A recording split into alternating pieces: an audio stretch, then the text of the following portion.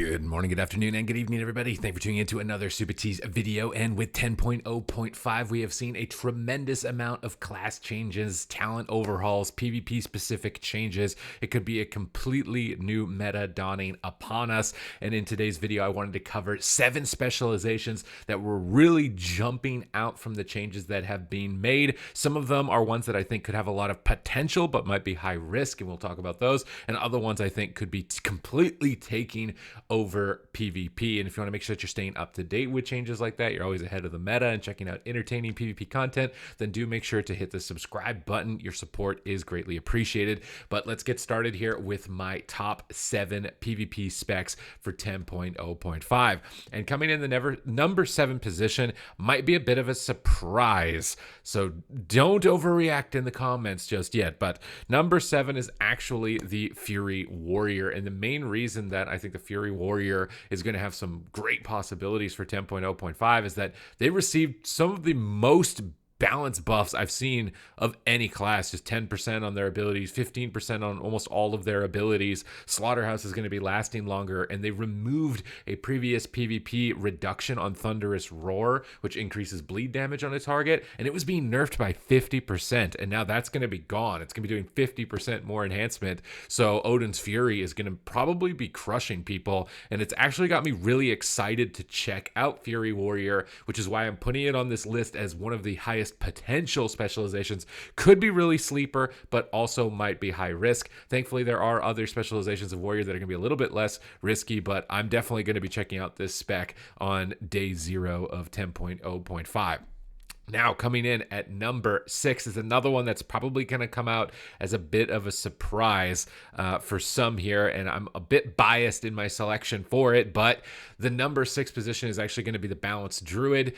This is one that I think could have some possibilities, especially with the talent tree overhaul. Warrior of Elune, particularly, is going to be a lot more accessible as a talent, and I think it's going to become pivotal in building your Balanced Druid during your Eclipse windows, chaining strings of Star Surges with instant Starfires to just chain a massive hit of crits all in a row is likely going to be the playstyle for this specialization, and it's going to be what I'm checking out on day 1 of the patch here for it specifically. Now, defensively, it's still pretty fragile, but do note that they are slowing down the game with the trinket changes, which is going to benefit you as a Balanced Druid because you're one of the specializations that, you know, would enjoy the game being a little bit slower, and a lot of the classes that were just completely one-shotting you have received a lot of nerfs. So I do think this spec has potential. I'm not 100% sold on it being like the craziest specialization, which is why it's coming towards the bottom of the list, but the changes are particularly what caught my eye, and kind of this new influx of possible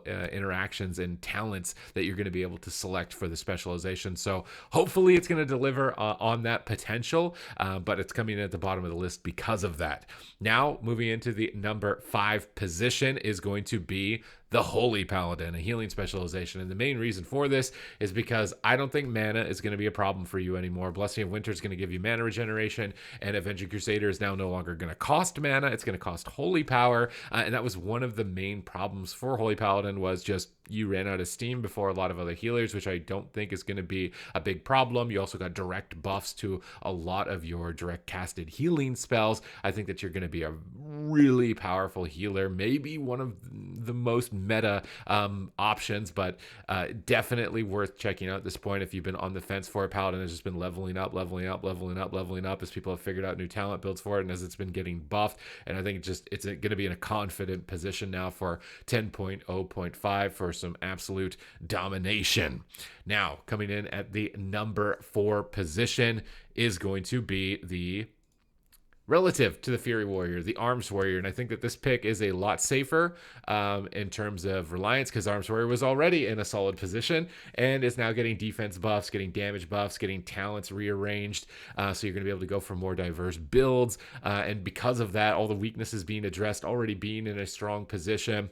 survivability nerfs on some classes that were giving it trouble, and burst damage nerfs on classes that were kind of just like wiping it out before it could really get a chance to go. Makes me think that Arms Warrior could be very powerful and have a lot of opportunities in 10.0.5. And it's honestly kind of like driving me a bit off the wall, trying to figure out, like, am I going to play Fury or am I going to play Arms on my Warrior? Because I've been really enjoying my Warrior. For me, the main difference is going to be that Arms Warrior is kind of like this big load up. You're just loading your axe behind your head and then dumping a massive swing of damage, and that's kind of the gameplay for it in PvP, reloading and then dumping a massive swing. Whereas Fury Warrior is more like building a snowball. You know, you're pushing it, and it's getting bigger, and it's getting bigger, and it's getting bigger, and it runs people over. And those are like the two fantasies that I'm picturing in my head between the two. So if you actually want to execute people, big swings of damage, go for the Arms Warrior. You want that snowball effect of just slowly overwhelming your opponents, Fury Warrior is going to be the go for you. But definitely Arms Warrior is going to be a bit safer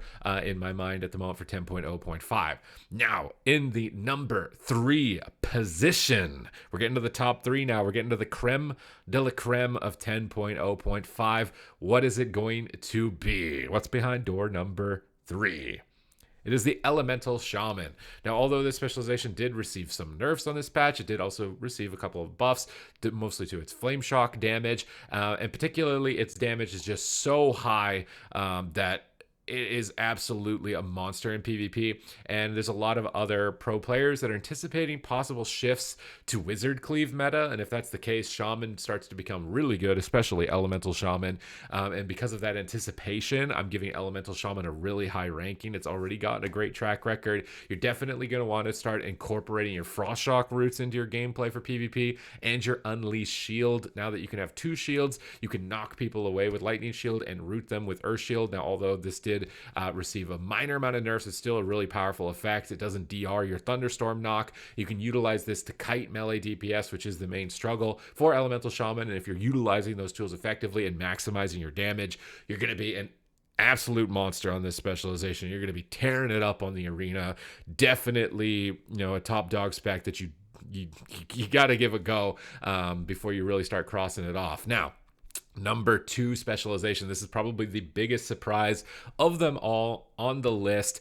It's going to be a healer specialization, and I talked up all that about Holy Paladin, and all the other healers are really strong at the moment. So what could possibly be able to upset that and supersede it and dominate the scene? Well, it's actually the Discipline Priest, and the Discipline Priest is receiving probably the most buffs of any class I've seen on the changes. Like, you just got direct buffs to all of your healing abilities pretty much by sometimes 15 to 25%. You're going to have talents now that can give you 2 charges of pain suppression, some cooldown reduction towards it. So you're going to have consistent cooldowns and rotations. You're going to have enhanced healing. You do the highest DPS already of any healer sustained. So if the game is slowed down a bit, and a lot of classes, survivability that used to be able to run you down is getting nerfed. Their burst damage is getting nerfed, a lot of those classes. So Discipline Priest could be absolutely phenomenal. I'm leveling up my priest actually right now because I love Discipline Priest in the past, but it's kind of a little bit flaky on it. But now I'm pretty set and sold on it with how many changes are coming forward to it. So if you were on the fence, not sure about trying to check it out or what's going on, I think that this has got to be the patch for you. Just the numbers are there, and there is no denying the numbers. Now, that's it. We've got one more spot left, one more spec. What's it going to be? What is going to be the most dominant? Now, this one is being made more so because of its certainty and less because of its potential, less because of the overall changes made to it, based off of, previous analysis of the meta moving forward and what's going on in the future. The number 1 specialization is going to be, drum roll, please. Okay, you guys just want to see it. I'll just get to it. The Assassination Rogue. This class was already dominating in tournament play. I think it's increasingly becoming more representative in PvP as players get their 4-piece, which now they'll be able to start constructing themselves with the Catalyst. And it's that 4-piece set bonus that you've got to get to on this for this specialization to really fully unlock. And at that point, you don't even really need Deathmark, one of your most powerful cooldowns, to be able to end a match. You can just sit in that in your pocket and go all in without it and win most of your games. You're going to be doing monstrous amounts of damage. You're going to be running people over on this specialization. It's going to be, in my opinion, the king specialization, the number 1. you've definitely got to be checking it out. If you're a rogue player and you haven't already tried Assassination, I think now is going to be the time. It is going to be an absolute behemoth, an absolute monster.